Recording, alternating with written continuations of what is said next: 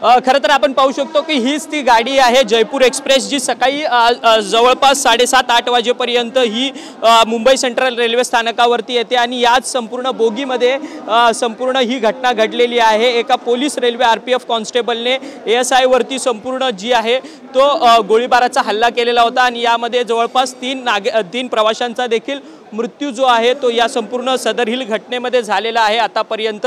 आणि या संपूर्ण प्रकरणाची चौकशी जी आहे ती सध्या आता रेल्वे पोलिसांकडून आणि रेल्वेच्या वरिष्ठ अधिकाऱ्यांकडून केली जाते, परंतु या रेल्वेमध्ये संपूर्ण काम करणारे जे कर्मचारी आहेत आपण त्यांच्याशी बोलणार आहोत। त्यांची देखील कसून चौकशी जी आहे ती सध्या इथे करताना आपल्याला रेल्वे पोलीस पाहताना मिळत आहे। आप इस गाड़ी में ट्रेन में थे जब ये पूरा जो कुछ ये घटना हुई? जी बोलिए। आपका नाम क्या है और कौन से डिपार्टमेंट में काम करते हैं? कृष्ण कुमार शुक्ला नाम है मेरा, मैं AC कोच अटेंडेंट हूँ।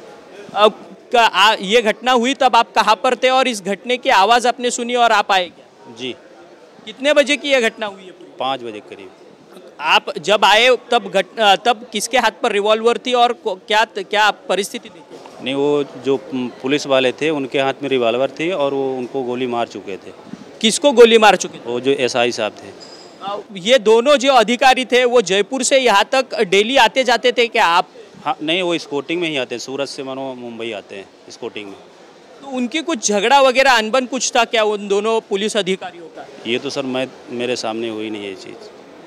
मैं खाली गोली चलने की जब आवाज़ आई तब उठा। क्या मतलब तब आप जब पूरी घटनास्थल पर आए, पूरी घटनास्थल का पूरा परिस्थिति क्या थी, वाकया क्या था?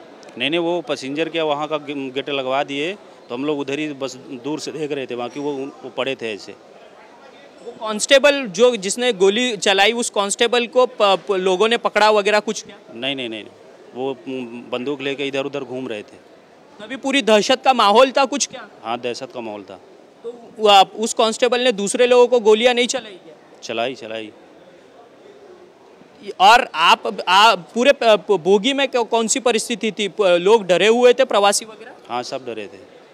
आपण पाहू शकतो की ज्यावेळेस गोळीबार झालेला होता त्यावेळेस जो कॉन्स्टेबलने हातात रिव्हॉल्वर घेतलेली होती तो कॉन्स्टेबल जो आहे RPFचा तो संपूर्ण रेल्वे डब्यामध्ये फिरत होता आणि त्यावेळेस संपूर्ण दहशतीचं वातावरण होतं।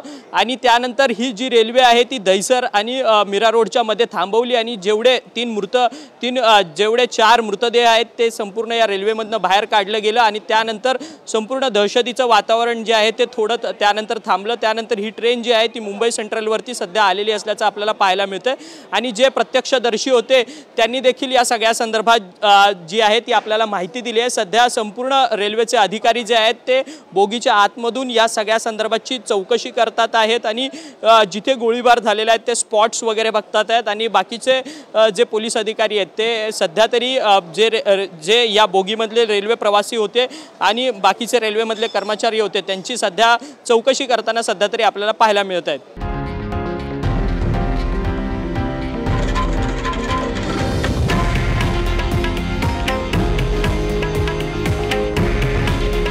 हे आहे देशातील नंबर 1 न्यूज नेटवर्क आणि आपण पाहत आहात TV9 मराठी।